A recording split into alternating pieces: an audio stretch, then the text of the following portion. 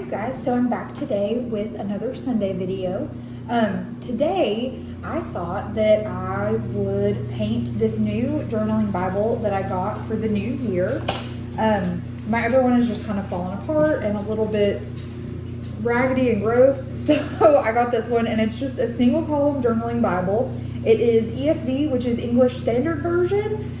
It's a little bit easier for me to read and understand than like just a typical Bible that you would find in church that has been there for 100 years. So this one also has the little tabs so you can write notes and do all that good stuff. Or a lot of people like to do drawing in them. They like to do some pretty awesome pieces of art in these. But yeah, so I figured that I would get started doing this and just kind of chit chat with you guys. I'm taking first these brushes that I got from Walmart. There's 3 to a pack. They are Apple Barrel brand, and they're just simple brushes. I got the Apple Barrel gray. It's like a light gray. It's called, what is it called? Country Gray. So I got this. It's an acrylic paint. It's quick drying and it's washable. So I'm using this matte gray paint to go over the front and the back of the Bible. So yeah, I'm excited about this. I really hope that it turns out. I've seen some pretty awesome things on Pinterest and other places for where people have painted, and people actually do this for a living. They customize Bibles, and that's Hank. They customize Bibles for people, and they write different scripture on the front of it, just kind of whatever you want, whatever works for you.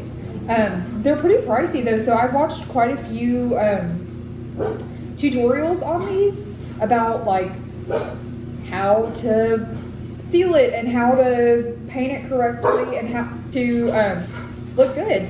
I'm by absolutely no means an artist, so I'm just gonna do my best, and whatever happens, happens. I'm not stressing it too much. We're not going for perfection here. We're just going to do a little bit of art.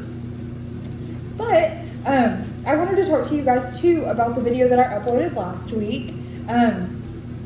It was a little rocky getting started, me figuring out my new camera and figuring out exactly how to get everything working, getting back into the groove of editing and doing iMovie and all of that good stuff. I edited quite a bit of stuff when I was in college and in high school. I was editor-in-chief of the newspaper in both of those areas.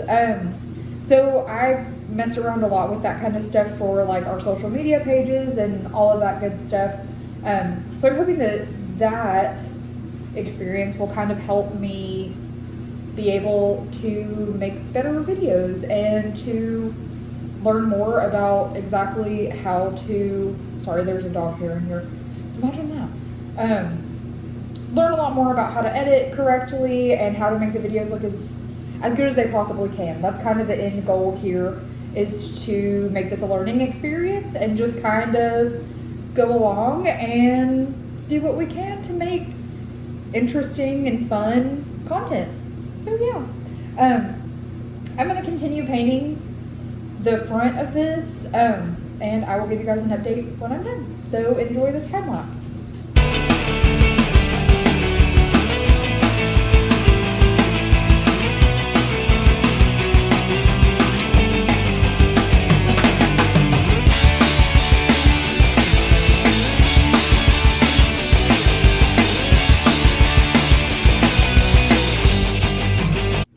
Most of everyone watching this is probably a friend or a family member of mine.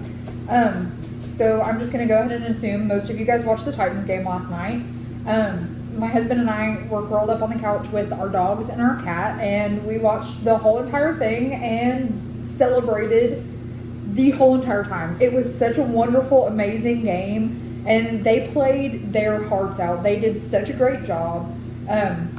We're just excited to have one of our teams winning right now because the Preds aren't doing so hot. They just had a coaching change, which is kind of a lot towards this half of the season. It's kind of sad. I really loved Peter Laviolette. He has, in my opinion, been a really great coach, but I also do think that with our current record, it was kind of time to move on to something a little bit better if we're going to be Stanley Cup ready for next year. I'm really hoping that that happens. We were very hopeful when we went to the Stanley Cup the very first time, but obviously that it turned out a different way. But that's okay. That's what happens. But anyways, back to this. This gray color is exactly what I wanted. I am obsessed with these light grays. They're all through my house. I love them so much. I just think that they're really clean looking and they make things, you know, just really minimalist and nice to look at. That's what we're going for with this. But yes, we're going to have to let this dry for just a little while. But I think I'm getting it to a point that I really like it. So, I'm going to finish up and then we'll let it dry and I will be back.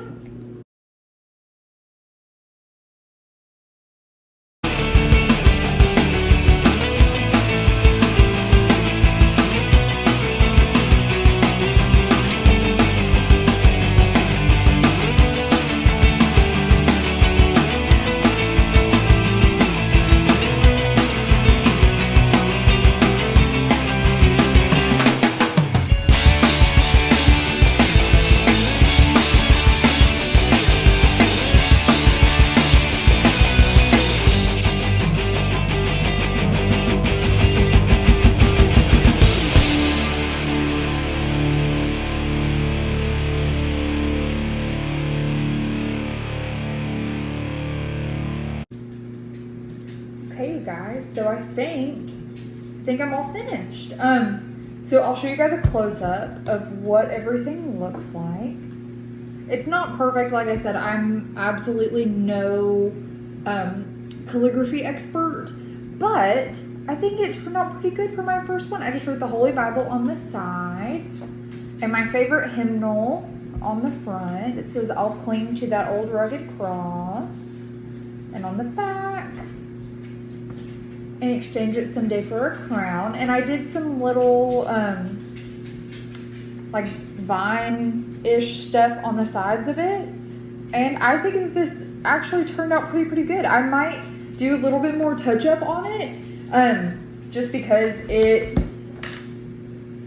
there's some spots that I would like to be a little bit more opaque with the paint and all of that good stuff. But yeah, I mean, other than that, I think it turned out fairly decent. I would definitely do this again, and I would recommend anybody to do this. I got this on Amazon for like 26 bucks, I think is what it ended up being.